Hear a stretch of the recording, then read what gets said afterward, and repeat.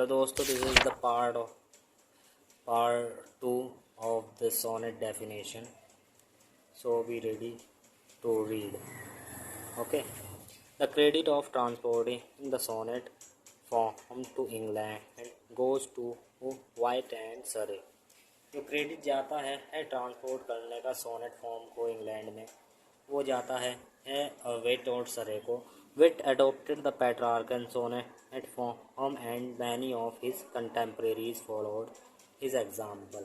विट ने अपनाई थी पेट्रार्कन सोनेट फॉर्म को और इसी तरह के उसके कई कंटेम्प्रेरी हिज लोगों से कंटेम्प्रेरी हिज साथियों के साथ उसके एग्जाम्पल में. दस this form gained quick popularity. इस तरह इस फॉर्म ने बहुत जल्दी से पॉपुलैरिटी हासिल की.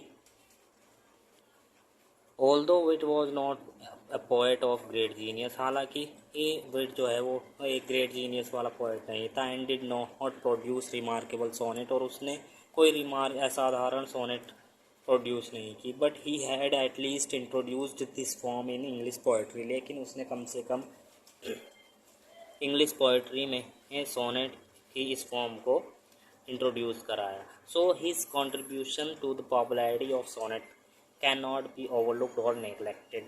इसलिए उसका जो वो सोनेट की पॉपुलैरिटी में योगदान है उसको नज़रअंदाज नहीं किया जा सकता है. ही इम्पार्टेड पैशन, उसने पैशन को शामिल किया है, इमोशन को शामिल किया है, एंड एंथुजियाज्म और उत्साह को शामिल किया है टू पोएट्री में फॉर द फर्स्ट टाइम, पहली दफ़ा.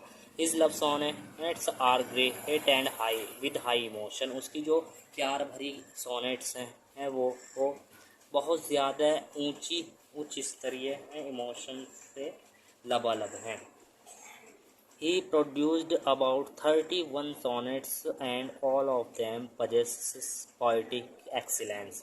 उसने प्रोड्यूस की हैं लगभग 31 सॉनेट्स और वे सभी जो है पजेस करती हैं, काबिज करती हैं पोएटिक एक्सीलेंस पोएटिक एक्सीलेंस को रखती हैं. ब्यूटी एंड लॉफ्टी इमोशंस, और सुंदर हैं और बहुत उच्च इमोशंस को अपने अंदर समाहित रखती हैं. ही ट्रांसलेटेड 10 सॉनेट्स ऑफ पेट्रार्क. उसने 10 सॉनेट्स पेट्रार्क की ट्रांसलेट की हैं. इन ऑल ऑफ दैम, उन सभी में Wyatt has adopted the Petrarchan method. Wyatt ने पेट्रार्कन मैथड अपनाया है. इन सम ऑफ दैम, उनमें से कुछ में विट इंट्रोड्यूस्ड ए नोवेल्टी. कुछ में विट ने नई प्रस्तुति दी है, नई नवीनता से परिचय किया है. एंडिंग विद ए कपलेट, और अंत किया है कपलेट के साथ. Their tone is everywhere thoughtful and reflective. उसकी जो टोन है वो हर जगह थॉटफुल है, विचारपूर्ण है और दर्शनीय है. दियर construction shows that he felt a little difficulty in handling this new form. उनका जो निर्माण है वो दर्शाता है कि उसने महसूस की है डिफ़िकल्टी, थोड़ी बहुत difficulty in handling this new form, इस नई फॉर्म को हैंडल करने में. द अर्ल ऑफ सरे, जो अर्ल ऑफ सरे है, उस developed the sonnet writing to a great extent and the credit of popularizing it mostly goes to him. जो अर्ल ऑफ सरे है उसने विकसित किया है तो सोनेट राइटिंग को टू ए ग्रेट एक्सटेंट पे, and the credit of popularizing, जो क्रेडिट है पॉपुलराइज करने का, it mostly goes to him, वो सब ज़्यादा से ज़्यादा उसी को जाता है. He gave a new turn to it. उसने एक नया टर्न दिया है इसको. He did not accept the Petrarchan form. उसने पेट्रार्कन फॉर्म को एक्सेप्ट नहीं किया है.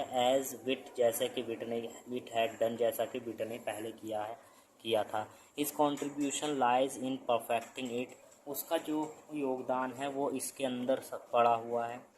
Shakespeare adopted this sonnet form from Surrey. Shakespeare ने ये सोनेट फॉर्म जो है सरे से अपनाई है.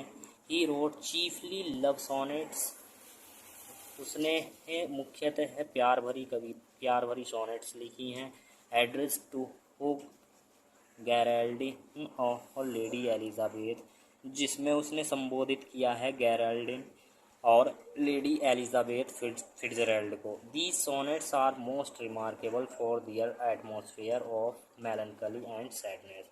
ये सोनेट्स जो हैं सबसे ज़्यादा रिमार्केबल हैं फॉर दियर एटमॉस्फेयर, उसके एटमॉस्फेयर के लिए, और मेलनकली और सैडनेस। तो उसका जो एटमॉस्फेयर है मेलनकली और सैडनेस का, उसके एटमॉस्फेयर के लिए ये सबसे ज़्यादा रिमार्केबल